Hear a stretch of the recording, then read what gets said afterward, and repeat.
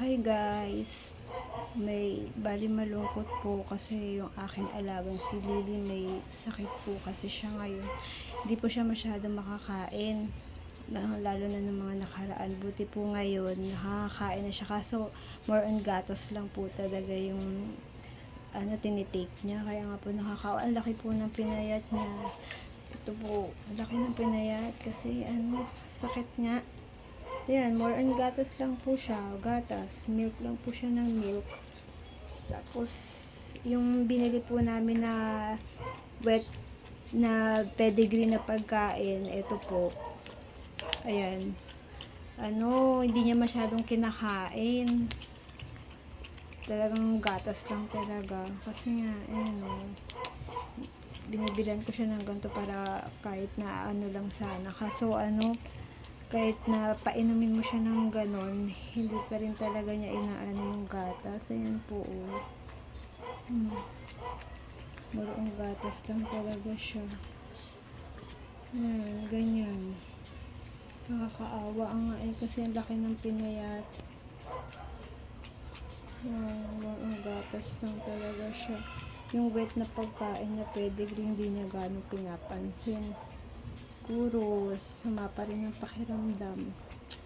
Sana nga gumaling na. Nakakalungkot din kasi pagka may sakit yung alaga mo, parang naaano ka rin, nai-stress ka din pagka may sakit. Nakakaawa hindi siya ganong makatayo masyado, lagi lang siya nakahiga, ganun. Hindi ko na sa kanya, sabi ko sana nga gumaling. Pinagpipray ko na nga sana gumaling siya, pero bahala na ang Diyos kung kalooban niya pong pagalingin ng alaga ko. Yun po.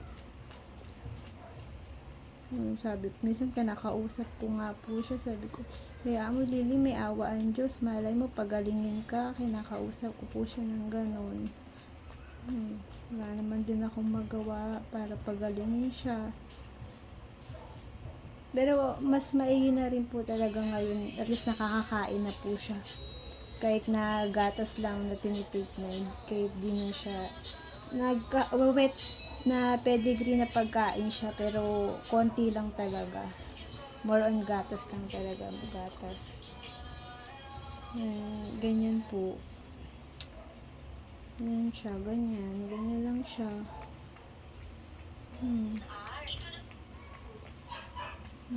More on gatas lang. Yung wet na pagkain na pedigree, hindi niya gano'ng pinapansin. Ewan ko kung bakit di siya makakain ng Yan. Sana gumaling na. Nakakalungkot kasi pag may sakit siya na parang ako din, nai-stress din ako. Wala naman din ako magawa para pagalingin siya. Ayun po. Yun lang po guys. Medyo lang talaga, malungkot. Hindi ko may sakit. Yun po. Thank you po guys sa panonood. Salamat po.